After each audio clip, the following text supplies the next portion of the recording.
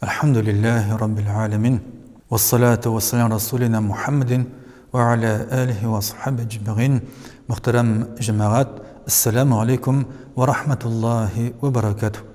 Bizning bugungi wa'az nasihatimiz rag'ib kishisi haqında bulur. Ne için desek, bizning musulmon xalqi, ota-bobolarimiz ilik-ilikdan bu kishiga şoqti zo'r ahamiyat berganlar.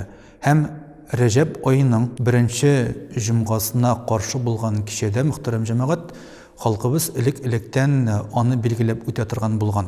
Ragayb kişisi bizim için nerse bilen ahamiyetli son.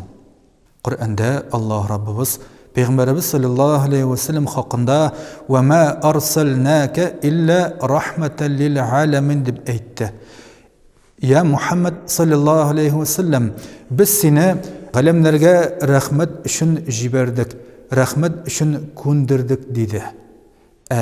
Ragayb kişisi barı bizgada mağlum bulgança Peygamberimiz sallallahu aleyhi ve sellem'nin ata anası demek Abdullah hem Emine'nin nikahlaşkan kişisi bularak mağlum iken. Hem bu nikahtan demek dünyalıkka Peygamberimiz sallallahu aleyhi ve sellem avaz salgan hem Allah Teala naqmına onun doğuna sebepçi bulup Abdullah hem Emine'ni bilgilegen. Şuna göre Müslüman halkında Peygamberimiz sallallahu aleyhi ve sellem'nin dünyaya kileği bilen onun ota enkesinin nikahı bilen beyli bulgan vakigalarının көңілі, шатлықлы вақиға болуында жемағат бір гіне ғажап үліште yok.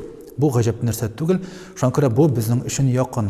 Һәм Пәйгамбәрбез саллаллаһу алейхи ва саллямның шәхсән үзенә килгәндә Коръәндә Аллаһ Раббыбыз "Ва ма атакумур расулу фахузуху ва ма нахакум анху фантаху" диде. Ягъни Аллаһ илчесе сезгә нәрсә алып килсә, аны кабул итеп алыгыз. Аллаһ илчесе сезне нәрсәдән тыйган булса, аннан тыелыгыз, аны калдырыгыз дип әйтте Аллаһ Раббул Гизза Коръән Кәримдә. Шуңа күрә Пәйгамбәрбез саллаллаһу алейхи ва саллям әгәр дә димәк үзенең яшәү чорында изгелек орлыклары шешергә тырышкан икән, үзе кешеләргә карата мәрхәмәт, шәфкать иясе булган икән, bu bizge zor örnek. Hem muhterem cemaat Peygamberimiz Muhammed Mustafa sallallahu aleyhi ve sellem'ne eğer demne bu ragayb kişisinde biz iske alabız iken, ona salavatlar eytebіз iken, bu günde demek bir-birimizge Peygamberimiz Muhammed Mustafa sallallahu aleyhi ve sellem hakkında söyleybiz iken, onu zorlaybiz, hürmetlibiz iken,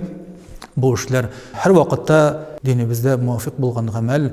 Allah subhanahu wa ta'ala Peygamberimiz Muhammed Mustafa sallallahu aleyhi ve sellem örneğinde bulup bir-birimizge iyilik kılıp dinde hak mümin Müslümanlar bulup yaşavlarımızı nasip eylese idi. Vesselamu aleykum ve rahmetullahi ve berekatuhu.